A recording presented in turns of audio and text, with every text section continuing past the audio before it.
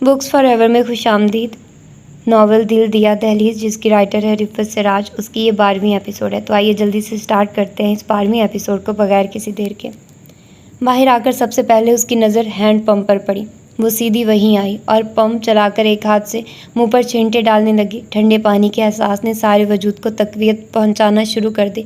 वो मुसलसल मुंह पर पानी डाल रही थी। न जाने एकदम क्या हुआ, पंप से पेशानी लगाकर टिकाकर फूट फूट कर रोने लगी। जितना रो सकती थी रोई, हत्ता कि नीम बेहोश हो गई। काफ़ी देर सिसकियाँ लेती रही, फिर दोबारा चेहरे पर पानी डालना शुरू कर दिया और बाद में दुपट्टे से चेहरा पोंछा। वो घुटनों पर हाथ रखकर उठ खड़ी हुई, जैसे उठने में बड़ी दिक्कत पेश आ रही हो। इधर उधर देखते हुए वो वापस चल पड़ी। राहदारी से गुजरते हुए दरमियान के कमरे में कुर्सी पर पड़े बैग उसे दिखाई दिए। कानों में बारीक अल्फाज गूंजे। वो जैसे नए सिरे से जिंदा हो गए।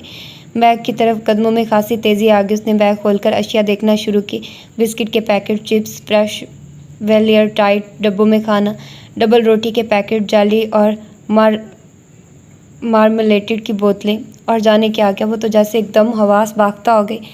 ये सब तैमूर खान ने उसके लिए भिजवाया? ऐसा नहीं हो सकता। यकीनन ये बारी अपने साथ लाया होगा। उसे बहुत अच्छा रहने की आदत है, ज़ाहिर है इंतज़ाम से आया है। उसने डबल रोटी निकालकर उंगली से जाली लगाकर जल्दी जल्दी मुंह में ठूंसी, जिसे जैसे छीन लिए जाने का खतरा हो। भूखे और खाली पेट में खुराक क्या पड़ी। जैसे आंखों में रोशनी आ गई। उसने चिप्स का पैकेट दुपट्टे में रखा और कमरे से बाहर आ गई। वारी अभी भी कहीं दिखाई नहीं दिया। वो हॉल कमरे में जाने के बजाय राहदारी में सीधी चली गई। नंगे पाँव थी, इसलिए चाल बेआवाज़ थी। बैरूनी अहाते में भी वो नज़र नहीं आया, जहाँ ज़माने भर के झाड़ छनकार उगे हुए थे। अचानक उसकी नज़र लकड़ी के तवीलो अरीज फाटक पर पड़ी, जिसका दरमियानी खिड़की नुमा दरवाज़ा खुला हुआ था, यानी पट नीमवा था। उसके अंदर न जाने तवानाई का खजाना महसूस किया। एक नज़र अपने नंगे पैरों पर डाली और एहतियात से इधर उधर देखती फाटक तक आई। इससे कबल के खिड़की नुमा दरवाजे से बाहर कदम रखती उसका बाजू आईनी शिकंजे में था। उसके मुंह से बेख्तियार चीख निकल गई, तशरीफ़ ले चलिए अंदर। और आइंदा इस किस्म की कोई बहादुरी दिखाने की कोशिश की तो नतीजे की जिम्मेदार आप खुद होंगी। बारी ने उसे खींचकर अंदर किया और ज़ोरदार आवाज़ से ज़िली दरवाज़ा बंद किया। शायद मुझे आपसे हमदर्दी हो जाती, मगर अब नहीं हो सकती। कोशिश कीजिएगा, जब तक मैं यहाँ हूँ आप मेरे सामने ना आइए। उसने दरवाजे में ताला डालते हुए बेजारी से कहा। अपने उल्टे हाथ की तरफ देखिए, ये कुत्ते बंधे हुए हैं, हालांकि इन्हें खुला रहने का हुक्म है। अब मेरा और आपका सामना नहीं होना चाहिए। वो चाबियां अपनी मुट्ठी में दबोचता उससे पहले आगे बढ़ गया। वो कार की ओर से उसे जाता देखती रही। इसे बनने की ज़रूरत क्यों पेश आ रही है? क्या मैंने इसकी असलियत देखी नहीं? इसके लहू में अंगारे नाचने लगे। अगर कुदरत ने मुझे मौका दिया, पहली फुर्सत में इसके मुंह से नकाब नोचूंगी। हॉल कमरे में तो जैसे वहशत सी होने लगी थी। वो दोबारा दालान में आ गई, फिर कुछ सोचकर किचन में चली आई। धुएं की कारगुजारी देखकर तो जैसे उसकी वहशत और बढ़ गई। उसने नीचे पड़े हुए बर्तन समेटे और हैंडपंप की तरफ आई और एक बर्तन में मिट्टी लेकर बर्तन रगड़ने लगी। अचानक उसका जहन मॉल की तरफ मतवज्जे हो गया। भरी दोपहर का आलम था। उस पर से बरगद और कीकर के दरख्तों पर बैठे कमों की काएँ ने बियाबान और सन्नाटे में अजीब किस्म की नागवारी समो दी थी। तनाई और बियाबानी का इतना गहरा तासुर था कि चल लम्हों के लिए उसके हाथों की गर्दिश खुद ब खुद रुक गई। वो कदरे चटपटा होकर इधर उधर देखने लगी। फिर एकदम बारी का ख्याल आया, धड़कन फिर से रवां होगी। वो दोबारा बर्तन रगड़ने लगी। मगर वो तो लुटेरा है, शायद वो क्या मेरा तहफ़्फ़ुज़ करेगा? उससे तो लाख दर्जे अच्छा वो बुढ़ा गुलबाज था। तैमूर अली खान से कह रहे थे, बहुत ही कोरी परख है खान की। वो तल्खी से मुस्कुराई। अचानक उसकी पीठ पर एक छोटा सा पत्थर लगा। बर्तन उसके हाथ से छूटकर दूर जा गिरा। वो खौफज़दा होकर खड़ी हो गई और चारों तरफ देखने लगी, मगर कोई दिखाई नहीं दिया। वो सहमे हुए अंदाज में दोबारा अभी बर्तन उठाने का इरादा किया ही था कि फिर एक कंकरी उसकी पुश्त पर पड़ी। उसने तेज़ी से पलटकर पीछे देखा। ईंटों की दीवार के सिवा कुछ दिखाई नहीं दिया। वो खासी देर उसी तरफ चेहरा करके दीवार को घूरती रही, मगर कुछ ना हुआ। बल आखिर वो बैठ गई, मगर जहन बहुत उलझ गया था। बारी को तो उसने खुद आखिरी कमरे में दाखिल होते हुए देखा था। अगर वो बाहर आता तो सामने से आता, हमला तो पीछे से हो रहा है। वो गुमसुम सी बैठी सोचने लगी। फिर एक नरम सी चीज़ धप से उसकी कमर से टकराई। उसने मुड़कर कमर से लगने वाली चीज़ को देखा। स्याह रंग का बिल्ली का मुर्दा बच्चा था, जिसकी सब्ज़ आंखें बाहर को उबली हुई थी। वो चीख निकल गई। वो भागती उस कमरे की तरफ आई जहाँ बारी को दाखिल होते देखा था। बारी एक मोटी सी किताब चेहरे के सामने किए लेटा हुआ था। बारी, पता नहीं कौन मुझे बहुत देर से तंग कर रहा है। वो रोहान सी हो रही थी। तो आपसे किसने कहा आप हवेली में चहलकदमी करें? जाकर लेटिए अपने तख्ते ताउस पर। उसने चेहरे के सामने से किताब हटाए बगैर तल्खी से जवाब दिया। वो जो कोई भी है तुम्हें भी परेशान कर सकता है। वो बिगड़ गई। माई फुट, वो बुड़बुड़ाया और खामखा ही सफ़ा पलट दिया। जाइए आप यहाँ से, फ़िलहाल आप नहीं मरेंगी, इत्मीनान रखिए। वो होंठ काटती वापस हैंडपम्प की तरफ आ गई। उसकी आवाज़ सुनकर कम अज़ कम धुसराहट का एहसास तो हो गया था और कुछ देर पहले वाला खौफ मासूम हो गया था। उसने दूर पड़ा बर्तन उठाया और रुख तब्दील करके मांजने लगी। अब हमले के मकाम की तरफ उसका चेहरा था। वो बर्तन की तरफ कम और दीवार की तरफ ज़्यादा मुतवज्जे थी। सोइम से अगले दिन सुबह की फ्लाइट से ही उन्होंने वापसी का सफ़र इख्तियार कर लिया था, जबकि रोशी अभी कुछ दिन और महीन के पास रुकना चाहती थी, मगर यावर अली ख़ान की कुछ मनसबी मजबूरियाँ थी जो वो ज़्यादा देर वहाँ रुक नहीं सकते थे। रोशी ने दबी ज़बान से उनके हजूर दरख्वास्त भी पेश की थी कि वो उसे कुछ दिन खाला के पास रहने की इजाज़त दे दे, जिसका जवाब इतना निपा तुलाया कि आगे बोलने की गुंजाइश नहीं रही थी कि उस वक्त यहाँ के सोगवार माहौल से तुम्हें क्या हासिल होगा। ना कहीं आ जा सकती हो और ना ही सैर व तफरी करना जेब देता है। तुम्हारी ये छुट्टियाँ तुम्हें खुशी के बजाय नुकसान का एहसास देंगी। इससे बेहतर है कि तुम तालीमी प्रोग्रेस बेहतर करो। अगली बार मौसम सरमा की कुछ सख्त वक्त हम कराची में गुजारेंगे। अगली बार में अंदाज़न कितना वक्त होगा? मेरा मतलब है पापा, हमारी तरफ तो 3 महीने ज़बरदस्त सर्दी होती है। ये जितने लोग कराची से जाते हैं ये तो यहीं कहते हैं। अभी वक्त का तय नहीं किया जा सकता, उन्होंने अपने दो टोक अंदाज में जवाब दिया। तो अगले सवाल की गुंजाइश ही ख़त्म हो गई थी। पता नहीं पापा की आंखें बाज़ औक़ात इतनी ज़्यादा रेड क्यों फील होती हैं। उनके सर्द मोहर तासुरात से उसका छोटा सा दिल धक से रह जाता था। जीप और ड्राइवर एयरपोर्ट पर उन्हें मुंतज़िर मिले थे। जिस वक्त घर में दाखिल हुए तो दोपहर ढलान के मरहले में आ चुकी थी। रोशी को सख्त भूख महसूस हो रही थी। यावर अली अपने बेडरूम की तरफ गए तो रोशी सीधी किचन में पहुंची थी। कोई अच्छी चीज़ है खाने की? मज़ेदार सी, बहुत भूख लग रही है। प्लेन में तो बस खाने की ड्रेसिंग होती है, टेस्ट तो ज़रा नहीं होता। वो हाथ धोकर कुर्सी की तरफ बढ़े। आपको 2 मिनट इंतज़ार करना होगा बेबी, मैं बड़े सरकार को ये चाय पहुंचा दूँ। खानसमा ने मुअद्दबाना दरख्वास्त की और ट्रॉली की सिमत इशारा किया। अगर तुम पहले खाने वाले का तो पूछो पापा से, बाद में चाय देना। मैं सर की बात नहीं कर रहा हूँ बेबी, उनके वालिद साहब की बात कर रहा हूँ, खानसमा ने वजाहत की। रोशी का मुँह खुला का खुला रह गया। बाबा साहब कब आए? उसकी तो भूख ही उड़ गई। सुबह 9 बजे आए थे, खानसमा ने जवाब दिया। उन्होंने हमारे बारे में पूछा होगा, फिर तुमने क्या जवाब दिया? रोशी बहुत परेशान सी हो गई। सर हमें कहकर गए थे कि कोई भी पूछे तो कहना पेशावर गए हैं ज़रूरी काम से। खानसमा ने अदब से जवाब दिया। रोशी ने सुकून का सांस लिया। अच्छा, मगर बारी को कैसे पता चला कि हम कराची में? वो ये सोचकर नए सिरे से परेशान हुई। हमारे जाने के बाद बारी का फ़ोन आया था क्या? उसने उलझे हुए अंदाज में सवाल किया। बारी? खानसमा सवालिया अंदाज में उसकी शक्ल देखने लगा। भाई बारी को नहीं जानते? हर वक्त तो टेलीफोन के तारों में दौड़ता रहता है। वो झलाकर बोली। जी। खानसमा कुछ परेशान सा दिखाई दिया। मेरा सर? अच्छा चलो तुम बाबा साहब को चाय देकर मेरा खाना तैयार करो, मैं पापा के कमरे में हूँ। वो कुर्सी से उठ खड़ी हुई। जी। खानसमा अपने काम के मकाम की तरफ बढ़ गया और वो बड़ी तेज़ी से यावर अली ख़ान के बेडरूम की सिमत आई और दरवाजे पर दस्तक दी। यस, यावर अली ख़ान की भारी आवाज़ सुनाई दी।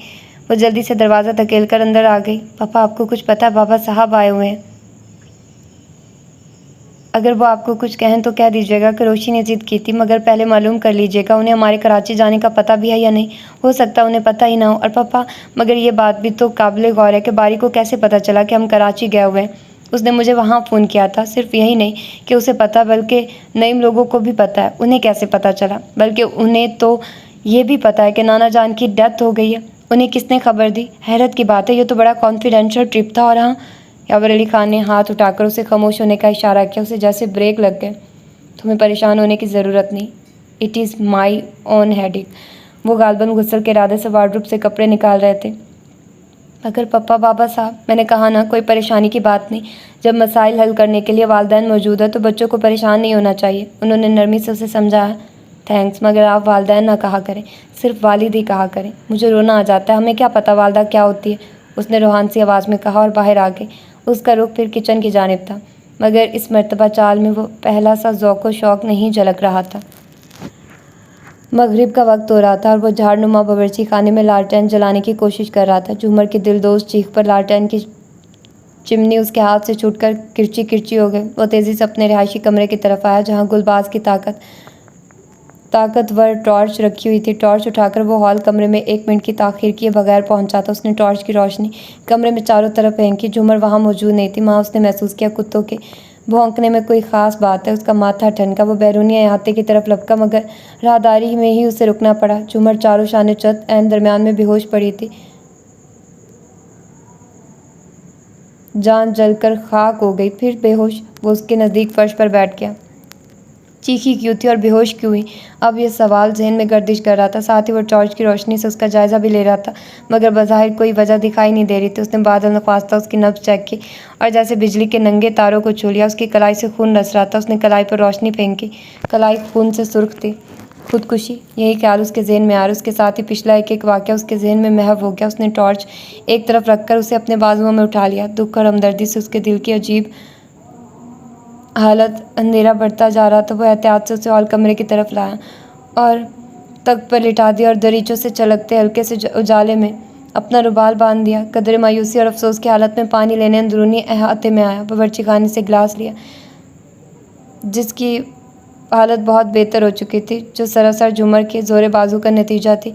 हैंडपंप से एक झटके में गिलास भरा और हॉल कमरे की तरफ वापस आ गया और उसके मुंह पर छींटे मारने शुरू करिए। और उसकी हैरत की इंतहा न रही जब थोड़ी देर में झूमर ने आंखें खोल दी। बड़ी दबंग बनती है, बस इतना ही हौसला है। जब कलाई काट ही ली थी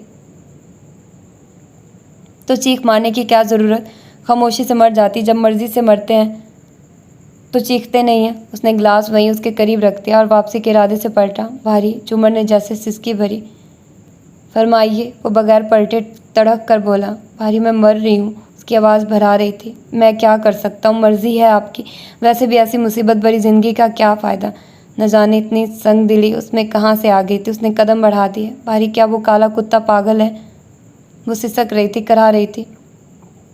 आपसे मतलब? वो हनूज तीखे अंदाज में पूछ रहा था। रोशी ठीक कहती है, हवेली के आसेब हो तुम, इंसान नहीं हो। वो फूट फूट कर रो दी। रोशी के जिक्र पर उसके दिल को कुछ हुआ। उसने पलट कर रोती हुई झूमर को देखा। मैं जो कुछ हूँ, इससे आपको या रोशी बीबी को कोई दिलचस्पी नहीं होना चाहिए। भारी, खून बहुत बह रहा है। वो बुरी तरह रो रही थी। आपको कलाई की रग काटने से पहले मालूम नहीं था कि इस तरह की हरकत के बाद खून भी बहता है। वो जलकर पूछ रहा था।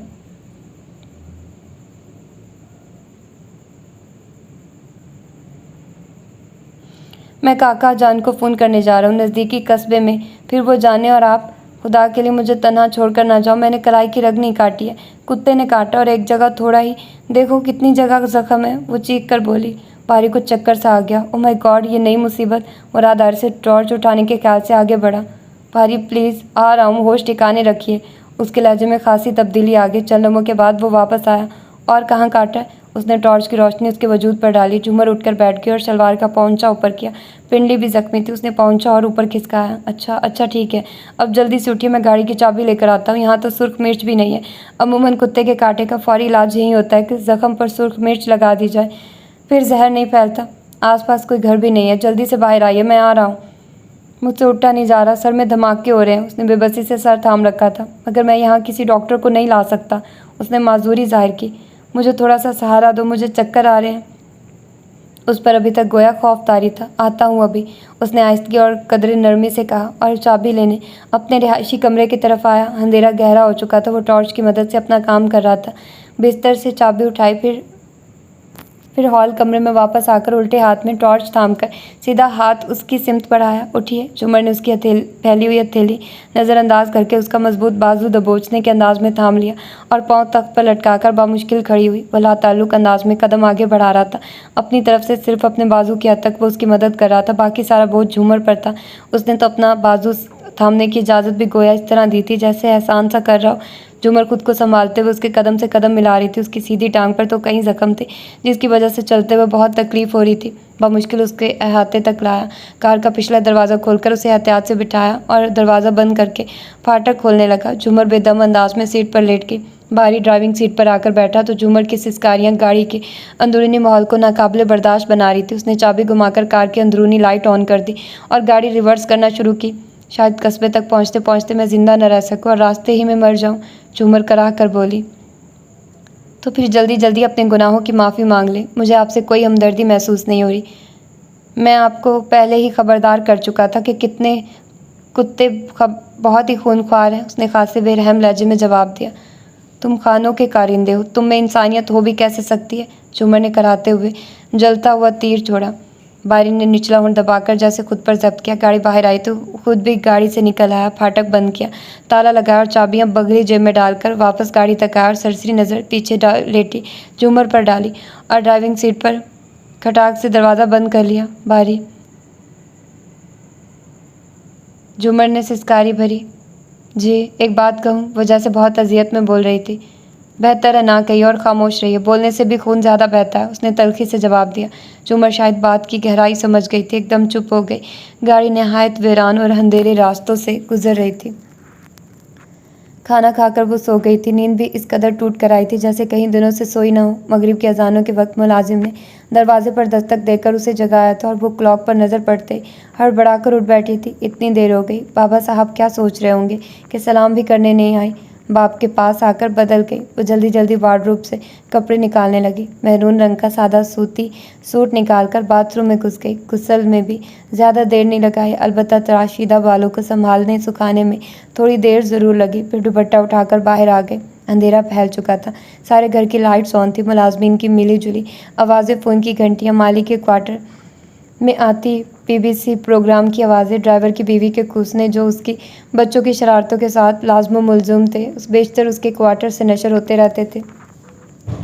उसने माहौल पर तवज्जो दी तो बेसाख्ता मुस्कुरा दी और सीधी बाप के बेडरूम तक गई और दरवाज़ा आहिस्ता से थपथपाया। यस, यावर अली ख़ान की खुश्क आवाज़ आई। शायद उन्हें किसी मुलाजिम का गुमान था। वो अंदर आ गए। यावर अली ख़ान रिमोट हाथ में लिए पोर्टेबल टीवी पर कोई प्रोग्राम देख रहे थे। उस पर नज़र पड़ते ही उन्होंने टीवी बंद कर दिया। आओ बेटे, बहुत सोई, पता ही नहीं चला। वो शर्मिंदा सी हो गई। मैंने आपसे ये कहने आई हूँ कि मैं बाबा साहब को सलाम करने जा रही हूँ। अगर वो मुझसे पूछे कराची जाने के बारे में तो क्या कहना चाहिए मुझे? पता नहीं आपसे उनकी क्या बात हुई हो और मैं क्या कह बैठूँ। ठीक है ना पप्पा? यावर अली ख़ान बेसाख्ता मुस्कुरा दिए। रोशी इतनी समझदार होगी, अंदाज़ा नहीं था। आप क्यों परेशान है बेटे? कोई जुर्म किया आपने? जाइए सलाम कर लीजिए, कुछ नहीं होगा। उन्होंने टीवी दोबारा ऑन कर दिया। आप मिल चुके? रोशी जाते जाते फिर रुक गई। नाराज़ तो नहीं है? उसे जाने क्यों डर सा लग रहा था। नहीं रोशी, वो सारी एहतियात इसलिए थी कि हमारी रवानगी में कोई मदाखलत ना हो। अब हम होकर आ चुके हैं, बस बात ख़त्म। थैंक्स पापा। उसके सर से बोझ सा हट गया। वो खासे पुरसुकून अंदाज में बाबा साहब के कमरे की तरफ आई और दरवाजे पर दस्तक दी। आ जाओ। बाबा साहब की बारोब आवाज़ उभरी। वो अंदर आ गए और हाथ पीछे करके साथ ही दरवाज़ा बंद कर दिया। अस्सलाम वालेकुम बाबा साहब। उसने डरते डरते उनका चेहरा देखा। वालेकुम अस्सलाम, कैसी है हमारी बेटी? बाप के पास पहुंचते ही दादा को भूल गई। भाई हमें तुम बहुत याद आई। सच पूछो तो यहाँ आने का बहाना भी तुम हो। वो मुस्कुरा रहे थे। रोशी तो जैसे गिरते गिरते बची। मारे हैरत के उसका मुंह खुला का खुला रह गया। मैं आपको याद आ रही थी। उसे बस यही जुमला सूझा। आओ इधर हमारे पास बैठो। उन्होंने अपने बेड पर बैठने का इशारा किया। ये दूसरा जुमला था। वो बामुश्किल ताब ला सकी। इतने नज़दीक तो कोई भी नहीं बैठा। ना उन्होंने ये जुर्रत व मजाल किसी को दी थी और ना किसी ने की थी। वो खड़ी दुपट्टा मरोड़ती रही। आओ बेटी। वो फिर मुखातिब हुए। वो हिचकिचाती हुई उनके नज़दीक चली आई और बेड के किनारे पर इस तरह टिक गई जैसे मौका मिलते ही भाग जाएगी। सफ़र कैसा रहा? तुम्हारे नाना का सुनकर अफसोस हुआ, इस बात का ज़्यादा कि तुम एक बार फिर अपने नाना से ना मिल सकी। उन्होंने उसके सर पर शफकत से हाथ फेरा। एक बात कहूँ बाबा साहब, अगर आप इजाज़त दें, मगर मुझे डर है आप नाराज़ हो जाएंगे।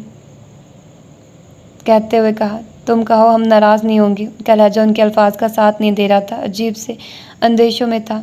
उनकी आवाज़ में पेशानी की लकीरें गहरी हो गई थी। आप चाहते तो मैं ज़िंदगी में कई बार अपने नाना से मिल सकती थी, उसने बहुत धीमी आवाज़ में कहा था। बाबा साहब ने सीने में से एक गहरा सांस खारिज किया। बेटी, हमारे चाहने ना चाहने की बात नहीं थी, तुम्हारा बाप नहीं चाहता था। उन्होंने उसके सर पर आहिस्तगी से हाथ फेर कर जवाब दिया। रोशी ने नज़रें उठाकर बाबा साहब का चेहरा देखा। उसे ये सोचकर शर्म आई कि बाबा साहब को भी झूठ की ज़रूरत पेश आ सकती। कितने आराम से उन्होंने सारा वज़न उसके बाप पर रख दिया। अगर पापा नहीं चाहते थे तो फिर अब क्यों लेकर गए थे? फितरी सवाल जहन में आया। वो क्यों नहीं चाहते थे? उसके मुंह से सवाल फिसल ही गया। आखिर जिम्मेदार बेटों से ज़्यादा सवाल जवाब अच्छे नहीं लगते। हमने उनसे पूछा ही नहीं, बाबा साहब ने पुरसोच अंदाज में जवाब दिया। तो फिर अब पूछिएगा कि पहले क्यों ना चाहा और अब क्यों चाहा? उसके अंदर की गर्मी फिर उठकर उसके एक एक रग दौड़ने भागने लगी। इस कदर ताबेदार हैं मेरे पापा अपने बाप के, और बाबा साहब उन्हें ये सिला दे रहे हैं। वो बाबा साहब की खातिर हो रही थी। खामोश क्यों हो गई? कोई बात करो बेटी। मैं कुछ सोच रही हूँ बाबा साहब। उसके लहजे में अजीब सी थकन उतर आई। माशाल्लाह बहुत लोग हैं तुम्हारी फ़िक्र करने वाले, ये तुम्हारे खेलने खाने के दिन है, बस तुम खुश रहा करो। 6 नंबरों में कामयाब होगी, अच्छे नंबरों में कामयाब होगी तो तुम्हारे बाप को बेहद खुशी होगी। यावर को बहुत शौक़ है कि उसके बच्चे आला तालीम हासिल करें। बहरहाल जहाँ हमने तुम्हारा रिश्ता किया है वहाँ तुम पर पढ़ने लिखने के सिलसिले में कोई पाबंदी नहीं होगी। शादी के बाद तुम कराची यूनिवर्सिटी में दाखिला ले लेना। नईम बहुत लायक और समझदार बच्चा है, वो तुम्हारे किसी शौक़ में रुकावट नहीं बनेगा। यूँ भी वो लोग हमारी बेहद इज्जत करते हैं, हर बात में तुम्हारी खुशी का ख्याल रखेंगे।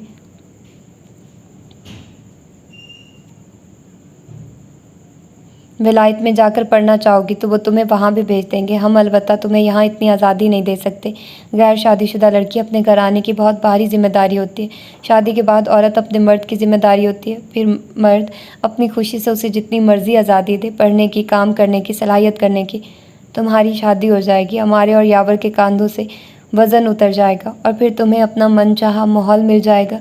हम अपने बच्चों के कितने ही नाज उठा लें, मगर उन्हें इस तरह की आज़ादी नहीं दे सकते जो आजकल के अक्सर घरानों ने अपने बच्चों को दी हुई है। इसकी वजह बस यही है कि आम दौलतमंद घरानों के बच्चों और हुक्मरान घरानों के बच्चों में बहुत फ़र्क होता है। शोहरत बदनामी में बदल जाए तो पुरखों की मेहनत एक घड़ी में ठिकाने लग सकती है। गद्दी पगड़ी इत्फाक से नहीं मिलती, इसके पीछे सदियों की मेहनत होती है। हमें एहसास है तुम पाबंद ज़िंदगी पसंद नहीं करती, इसीलिए हम जल्द से जल्द तुम्हारी शादी कर देना चाहते हैं। हालांकि घर में तुमसे बड़ी बैठी हुई है। नईम का इंतखाब भी हमने सोच समझ कर किया है। वो आज का आज़ाद व ख्याल लड़का है, मुल्क मुल्क घूमता है। शादी के बाद तुम्हें भी दुनिया की सैर कराएगा और हम ये सोचकर खुश होंगे कि हमारी बच्ची अपनी मनपसंद ज़िंदगी गुजार रही है। ठीक है ना?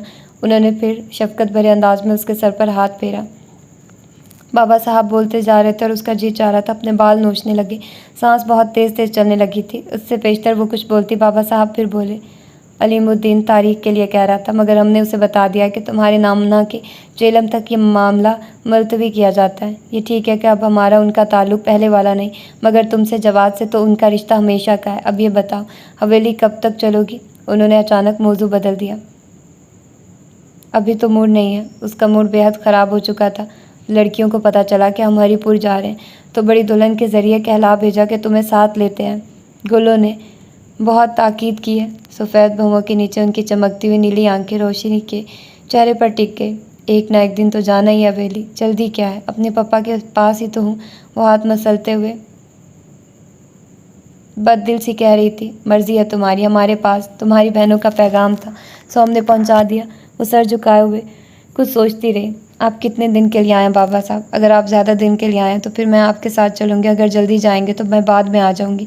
अभी मेरा दिल नहीं चाह रहा पापा के पास से जाने को। इतनी मुश्किल से ये दिन देखे न जाने क्यों आवाज़ भर आ गई। कोई बात नहीं बेटी, जब तक तुम्हारा जी चाहे रहो, हम तो सुबह चले जाएंगे। उन्होंने उसी तरह पुरसुकून अंदाज में जवाब दिया जिसका मुजाहरा वो शुरू से कर रहे थे। इतनी जल्दी? उसने चौंक कर सर उठाया।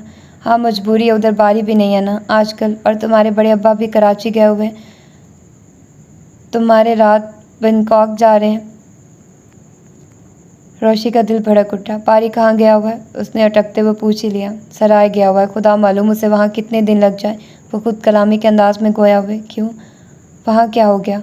काका जान तो अकेले ही बहुत हैं, जब घर वाले उनसे इतना डरते हैं तो रियाया बेचारी। उसने जुमला अधूरा छोड़ दिया। मगर तुम्हें तो किसी से डर नहीं लगता? क्या तैमूर ने तुम्हें कभी डांटा? वो जाने क्यों बहुत संजीदगी से पूछने लगे थे। मैं उनके सामने ही नहीं जाती, शुरू से बड़ी अम्मी सब बच्चों को उनसे डराती थी। उसने बड़ी बुर्दबारी से जवाब दिया। अच्छा, हमें इल्म नहीं, वो ऐसा क्यों करती रही हैं? हर इंसान का अपना अलग मिजाज होता है। तुम्हारे काका जान का शुरू से दूर रहे हैं, पहले बोर्डिंग, फिर हॉस्टल, फिर दूसरे मुल्क चले गए पढ़ने, इसीलिए घर वाले उन्हें समझ नहीं सके। मगर अपने स्टाइल से तो वे शिकारी ही लगते हैं, जो बंदूक ताने हुए निशाने पर देख रहा हो। वो फीके से अंदाज में मुस्कुरा पड़ी। ऐसी कोई बात नहीं है। बाबा साहब उसके सर पर हाथ फेरते हुए इतनी आहिस्तगी से गोया हुए कि वो नज़दीक बैठने के बावजूद बामुश्किल सुन सके। क्या काका जान बहुत ज़्यादा क्वालिफाइड है? उसने जाने क्यों पूछा था। हाँ, उसे हमेशा से आला तालीम हासिल करने का शौक़ रहा है। दिलावर अली ख़ान ने आम से लहजे में जवाब दिया। क्या मेरे पापा से भी ज़्यादा क्वालिफाइड है? उसे उलझन सी हुई। वो तो समझती थी आसपास उसके पापा से ज़्यादा कोई तालीम याफ्ता नहीं। दोनों के तालीमी मैदान ज़रा मुख्तलिफ रहे हैं। यावर अली ख़ान का इल्मी सफ़र अभी भी जारी है, मुख्तलिफ कोर्सेज़ करने बाहर जाते रहते हैं। तुम्हारे काका जान बिज़नेस में पड़ गए, बस ये फ़र्क है। उन्होंने उसी तरह धीमी आवाज़ में जवाब दिया कि उसे सुनने में दुश्वारी हुई। ये तो अच्छा खासा फ़र्क है, साफ ज़ाहिर है पप्पा ज़्यादा क्वालिफाइड है, उसने बड़े फ़ख्र से कहा। कोई शक नहीं। दिलावर अली खान ने उसकी पूंछ थपथपाई और मुस्कुरा दिया। उन्हें पोती का इस तरह फ़ख्र करना शायद अच्छा लगा था। आपको खुशी नहीं होती कि पप्पा इतना काबिल है? उसने मासूमियत से सवाल किया। बेहद बेइंतहा। रोशी ने चौंक कर उनका चेहरा देखा। दिलावर अली खान की मुस्कुराहट उनकी नरमी उसे शक में डाले दे रही थी। भारी कितने दिन के लिए गया है सराय? उसने अपनी नज़रों का जाविया बदला। खैरियत, कोई काम है उससे? दिलावर अली खान पूछने लगे। वो सबके काम का है, मगर मेरे किसी काम का नहीं है। उसने बुरा सा मुँह बनाया। ऐसी बात नहीं है, बहुत अच्छा बच्चा, बेहद मेहनती है। हमें यकीन है वो यावर अली खान की तरह बहुत तरक्की करेगा। रोशी को खुशगुमानियों के झोंके आने लगे, दिल बलियों उछलने लगा। क्या वो हमारा मुलाजिम है बाबा साहब? नहीं। दिलावर अली खान के लहजे में कतईपन था। तो क्या हमारा रिश्तेदार है? उसने डरते डरते उनकी सूरत देखी। नहीं। लहजा हनूस कतई था। तो क्या वो हमारे गांव का है? उसने फिर डरते डरते पूछा। मवादा दिलावर अली खान पैर दर पैर सवालात करने पर नाराज़ ना हो जाए। नहीं। उनका अंदाज बदस्तूर था। वो चाहने के बावजूद कोई नया सवाल ना कर सके। माहौल को बदमज़ा बनाना उस वक्त उसे मंजूर नहीं था। सर झुकाकर बेडशीट के मखमली फूलों पर उंगलियां फेरने लगी। उसका दिल चाह रहा था वो खुद से बारी के मुतालिक पूछे और वो देर तक उस बेमहर की बातें सुनती रहे। उसी दम दरवाजे पर दस्तक हुई। वो चौंक कर दरवाजे की सिमत देखने लगी। दिलावर अली खान ने मखसूस अंदाज में अंदर आने की इजाज़त दी। दरवाज़ा धकेलकर अंदर आने वाले यावर अली खान थे। गहरे सुरमई शलवार सूट और सफ़ेद बास्केट में वो बहुत स्मार्ट महसूस हो रहे थे। आओ भाई, तुम भी बैठो प्रेस कॉन्फ्रेंस में। दिलावर अली खान बेटे को देखकर जैसे नए सिरे से ताज़ा दम हो गए। यही देखने आया क्योंकि खासी देर हो गई इसे आपके पास आए हुए। वो हमेशा की तरह बराए नाम कुर्सी पर बैठ गए, बस बातें कर रहे थे। बाबा साहब ने मुस्कुराकर रोशी की तरफ देखा। बाबा साहब ने कुछ भी नहीं कहा पप्पा, रोशी ने खुशी से बताया। किस सिलसिले में? उन्होंने बाप की तरफ देखा। कराची वाले सिलसिले में, रोशी ने जवाब दिया। दोनों बाप बेटे एकदम बहुत खामोश से हो गए। कमरे में गहरा सकूत तारी हो गया। हमने अंदाज़ा लगाया कि तुम्हें अपनी खाला बहुत अच्छी लगी। बाबा साहब ने एक नया मौजू निकाला। हमारी अम्मी भी तो आपको अच्छी लगी थी, जब भी तो आप उन्हें हवेली में लाए थे। कोई आपको पसंद आ जाए आसान बात तो नहीं, बस खाला भी उन्हीं की बहन है। वो मुस्कुरा रही थी। जाने क्यों बाप के सामने खाला का जिक्र करते हुए अब वो बहुत कॉन्शियस ही हो जाती थी। जवाब में दोनों तरफ खामोशी तारी रही। अच्छा, आप ये तो पूछिए, मुझे उनकी क्या बात अच्छी लगी? उसने उनकी खामोशी से मजबूर होकर उसकी तरफ सवाल तैयार करके उन्हें देखा। शायद इसलिए कि वो बहुत खूबसूरत है। दिलावर अली खान ने बहरहाल ख्याल जाहिर कर दिया। अरे नहीं बाबा साहब, खूबसूरत तो मामा बिल्ली भी बहुत है। बात यह है कि खाला कम उम्र होने के बावजूद बाकी औरतों की तरह मैच्योर हैं, और फिर वो जितनी काबिल और लायक हैं वो अलहदा खसूसियत है। फिर वो ड्रेसिंग बहुत अच्छी करती है, कलर कंट्रास्ट का बहुत सेंस है उन्हें। दिलावर अली खान बगौर उसके ख्यालात सुन रहे थे। आखिरी जुमले पर बेसाख्ता मुस्कुरा दिए। तुमने देखा यावर, कितनी नापुख्ता है ये, किस कदर बचपना है, भला इसके फैसलों पर भरोसा किया जा सकता है? उन्होंने बेटे की तरफ ताई तलब नज़रों से देखा। आप दुरुस्त कह रहे हैं। यावर अली खान ने हाँ में हाँ मिलाई। खैर, इतनी तो बच्ची नहीं हूँ, उसने मुंह बना लिया। नहीं भाई, ये मतलब नहीं हमारा। पुख्तगी उम्र से नहीं, तजुर्बात से आती है, और तजुर्बात से इंसान आहिस्ता आहिस्ता गुजरता है। तुम आराम में पली हो, फूलों में सोई हो, अभी सोच अधूरी है। जन्नत अब्स करने वालों के फैसलों का एहतराम यही सोच कर करना चाहिए कि ये जो जानते हैं पीछे आने वाले अभी नहीं जानते। उसने कदरे खौफ ज़दा होकर बाप की शक्ल देखी। क्या ये सब इसलिए है कि उसका जहन किसी तब्दीली के लिए तैयार किया जा रहा है? ये इतनी देर से बाबा साहब जो इतनी शफ़क़त, इतनी मोहब्बत का इजहार कर रहे हैं, इसका गैर मामूलीपन तो उसने बहुत पहले ही महसूस कर लिया था। क्या पापा ने अपना हेडेक आपकी तरफ मुंतकिल कर दिया है? बेअंदाज़ा शक ने उसका रंग मुतग़य्यर कर दिया। वो बड़ी गहरी नज़रों से बारी बारी बाप और दादा का चेहरा देख रही थी। नहीं, हम अपने अपने मामलात खुद डील करते हैं। यावर अली खान ने अपनी मखसूस संजीदगी से जवाब दिया। वो जैसे उसका जहन पढ़ चुके थे और सोच सकते थे कि उसने ये बात किस बुनियाद पर कही है। अच्छा, तो खैर ये वजह है खाला को पसंद करने की। वैसे वजह तो बहुत माकूल है। दिलावर अली खान ने फिर बात पलटी। एक और वजह भी है, उसने खासी संजीदगी से कहा। वो क्या? दिलावर अली खान ने बेसाख्ता पूछा, जबकि यावर अली खान ने उस तरफ सवालिया नज़रों से देखने पर ही इत्तफाक कर लिया। उनसे मेरा खूनी ताल्लुक़ भी है। वो मेरी अम्मी की सगी बहन है। उसने बड़े दानिशमंदाना अंदाज में जवाब दिया। दोनों बाप बेटे एक दूसरे की तरफ देख कर फिर खामोशी से होकर बैठ गए। क्या ये माकूल वजह नहीं? उसने हैरत से दोनों की तरफ देखा। हाँ, बहुत माकूल वजह, बल्कि यही वजह माकूल है, दिलावर अली ख़ान ने जवाबन कहा। आइए बाबा साहब, डाइनिंग रूम में चलते हैं, बाकी बातें वहीं होंगी। यावर अली ख़ान उठकर खड़े हो गए। अभी से खाना? अभी तो बाबा साहब से खाला की और बातें करने को जी चाह रहा है। उसने कोफत भरे अंदाज में मुंह बनाया। वहीं कर लेंगे। दिलावर अली ख़ान ना जाने क्यों मुस्कुरा रहे थे। यावर अली ख़ान सुनी अनसुनी के अंदाज में बाहर निकल गए। रोशी ने छड़ी उठाकर बाबा साहब को थमाई। शायद पापा को खाला ज़्यादा पसंद नहीं आई, उसने अफसुर्दगी से कहा। वो क्यों? दिलावर अली ख़ान चप्पल पाँव में डालते डालते उसकी तरफ देखने लगे। वो यूं कि जो भी खाला की बात हुई है वो बात किसी और तरफ मोड़ देते हैं। उसने बड़े वसूख से जवाब दिया, जैसे उसे अपने अंदाजे पर 100% यकीन हो। अच्छा, मगर हमें अंदाज़ा है कि ऐसा नहीं है। वो उठ खड़े हुए। वो उनके पीछे पीछे चल रही थी और बड़ी गहरी सोच में थी। तो ये थी इसकी आज की एपिसोड। यकीनन आप लोगों को पसंद आई होगी। तो मिलते हैं इसके अगली एपिसोड में। अपना ढेर सारा ख्याल रखिएगा। अल्लाह हाफिज़।